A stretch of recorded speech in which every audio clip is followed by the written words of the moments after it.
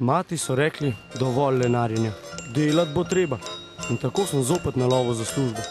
Tokrat se bom preizkusil v vlogi vrtnarja.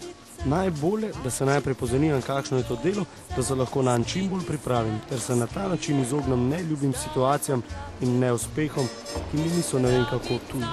Dobar dan. Dobar dan. Jaz sem prišel pa za delo, ki sem na študentskem servisu videl, da iščete študenta za pomoč. Iščemo za pomoč za delo v vrtnariji, delo pa obsega sajenje mladih rastlin majhnih, pletje in zalivanje. Bi lahko kar danes začel? Ja, super, z veseljem. No, super. Zvončki in trobentice, mačice, violice, sveti zemljo skrijejo. Ponavadi med sezono lahko to delo na terenu, če se recimo še samo podjetje ukvarja z urejanjem vrtov ali pa delom na terenu. Veliko takrat pa to pletje, sajenje, zalivanje, okopavanje, v bistvu taka dela. Stalno imamo tudi študente, tudi na praksi, tako da ker to delo veseli, zna biti zelo zanimivo. Se veliko lahko naučiš. Presajanje? Uboge rožice. Mačice, violice, sveti zemljo skrijejo, zdaj pomlad je tu.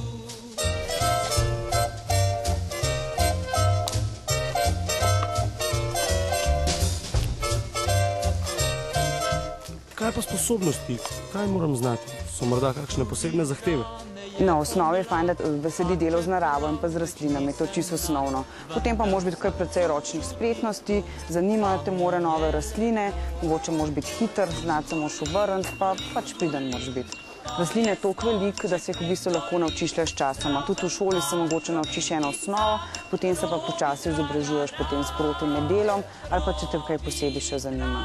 Fajn je, da se kakšna revija prebere, kakšne oddaje so tudi na televiziji prav na temo vrtnarstva. To bi še nekako šlo, saj imam rastline zelo rad. Delo je res lepo, a gotovo so tudi kakšne slabe strani. Minusi so to, da v bistvu smo zelo odvisni od vremena, torej od tega, na kar ne moramo vplivati. Letos recimo, ker je bila zelo dolga zima, se nam je sezona spet skrajšala, kar pomeni, da moramo v zelo kratkem času narediti vse. Drugače pa prednosti, jaz vidim bolj prednosti, no, tako bom rekla. Prednosti pa ravno, po drugi strani sezonsko delo lahko ne prednost, ker moraš pač v kratkem času zelo veliko narediti. Je pa drugo, da lahko pa po zimi se pa izobražuješ, greš tudi na kakšne daljše počitnice in tako naprej. To je pa zame velika prednost. Pa to zelo raznoliko delo je. Vsak mesec je drugače, nikoli ne poteka isto, ker smo to povezani z naravo in pač s tem, kar se v naravi dogaja. Brez težav. Sezonsko delo je kot nalašč zame. Še bolj pa mi ustreza dolge počitnice. Najbrž za neko resnejše delo na vrtu potrebujem še več znanja. Kje ga lahko dobim? Šola se lahko, osnovnošolca, dijak se lahko šola na srednjih vrtnarskih šolah, ki so v Celju, Mariboru, v Novi Gorici in pa v Novem mestu.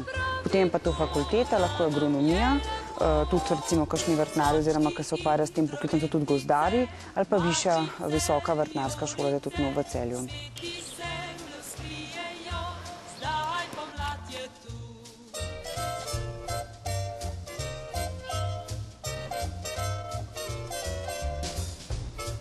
Malo sem te opazovala, kako se to vse skupaj počelo, pa mislim, da se v tem času več vode narediti kot kakšne koristi, ker na vse zadnje mi tukaj rastline gojimo, ne pa jih uničujemo. Tako da jaz mislim, da bi se bolj težko zmenila, da bi še naprej tukaj delala. Hvala vsem. Ja, ravno, mogoče moraš malo več trajnosti pokazati drugič. Si bom rekel, da